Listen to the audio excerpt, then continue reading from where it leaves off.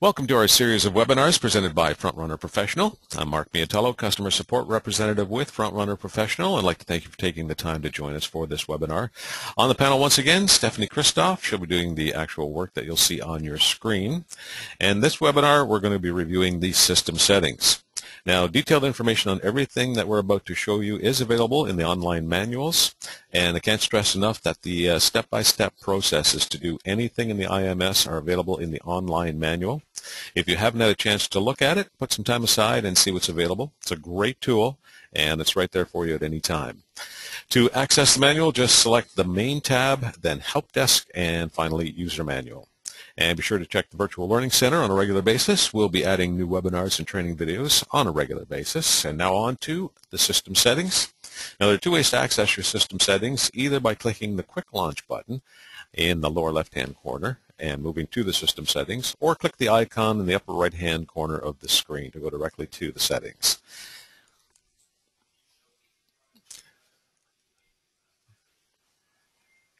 And the first item we're going to look at is the System Profile section. Now, the System Profile is a very important area as it is the core of where the system populates many key areas of your website.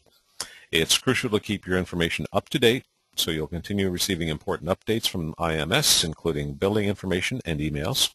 The profile of your main location will load up on the right side of your screen. If your funeral home has more than one location or branch, please make sure that all the branches are listed on the left. If they're not, you can create a new profile. Now, this is optional. To create a new profile, simply click on the button in the top right of the page. And it's entitled Add New Site Branch.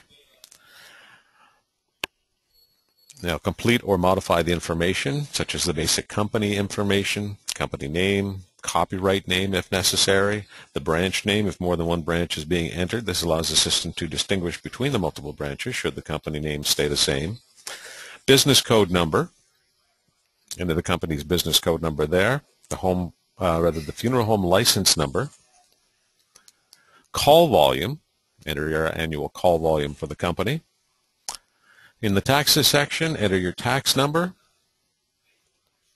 In the address and contact information, obviously enter all that pertinent information. Phone number, fax number, contact person. This is the main contact person for your company. And the contact email is, once again, the company's main contact email address.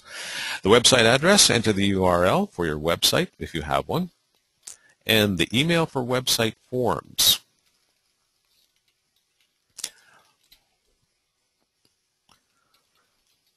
The email for website forms is the email address or addresses where you'd like to receive the forms that are submitted by online visitors. And you can have more than one, just make sure they're separated by a comma. And once again, the email for quick search reports, same thing. You want to enter the address for which all of the quick search reports for your website will be sent to. And finally, the email for billing information. This is the email address in which all invoicing will be sent to. Now, the other section, this is where you list the communities you serve, list all the communities you serve other than your own, and separate them with a comma.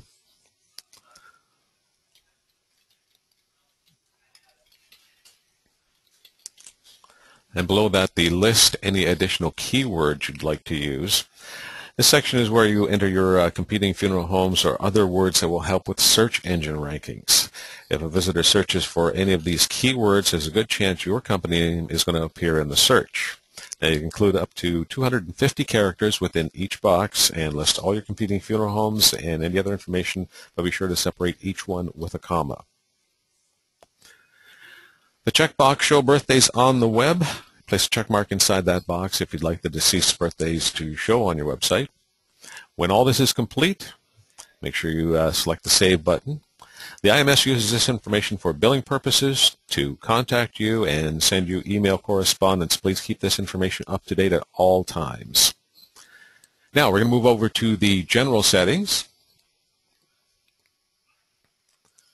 And the first thing you see here in the general settings is the number of days a record is current. Use the drop-down to select how many days you'd like a record to appear as a current service on your website. System starts counting at the date of death, and once the number of days selected is reached, your records don't get deleted and they're not removed from your site. They simply move to the past service records. Now the default is set at 15 days, but you can lower that down to 1 or increase the number as high as 60 days. Now, guestbook monitoring email. Enter the funeral home email address in which all condolence messages will be sent to, so you get a notification when a condolence has been left. For online flower ordering, use the drop-down box to select whether or not you'd like visitors to be able to order flowers online. The flower orders do not get processed through your website, by the way. Now, the flower ordering URL, you can enter the URL you want your visitors to see if online flower ordering is set to yes, and there are 3 options for the URL. You can enter the URL of one flower shop you use, or you can enter the URL of the flower shop's page located on your website, and if you leave it blank, it will automatically go to 1-800-Flowers. So when you've got that all set up, make sure you select the Save button. And next we're going to move over to the Fields section. Now here it's possible to customize and even remove fields from your records. Now just click on the section you'd like to edit. For each field listed, you may keep the box checked if you wish to keep the field active, or uncheck it if you don't want it showing up in the record. You can also customize it to make it your own field name in the custom label field on the right-hand side. Now, it's important to understand that you can change the fields to a similar name, but the field must capture the same information. For example, the date of death field cannot become the place of birth field. It's just not going to work that way. But it can be renamed to DOD, if that's what you use more often at the funeral home. Once you've made your changes through all the different areas, and obviously save the work you've done. We'll show you user profiles next. Now, we highly recommend that each person who will be logging into your IMS has their own username and password set up. This helps track the activity of each user in the system.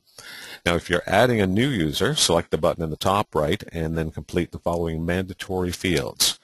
You're going to have to enter a username, a password, verify that password, provide a security question, something that only you would know, provide the answer to the question,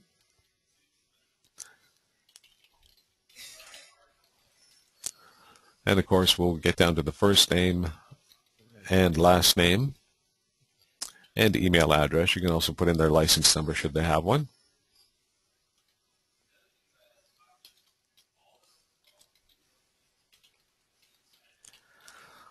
At the bottom of that list you'll see a little checkbox labeled User is an Administrator. Check that box if the user is going to be doing any invoicing through the IMS or if they need to access the user profiles. If they don't have that checked, they won't be able to see certain things within the system.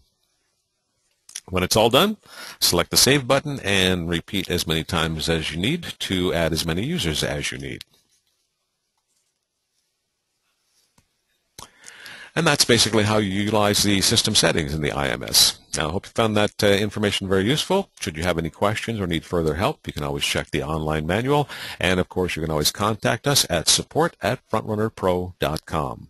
Thank you for your time.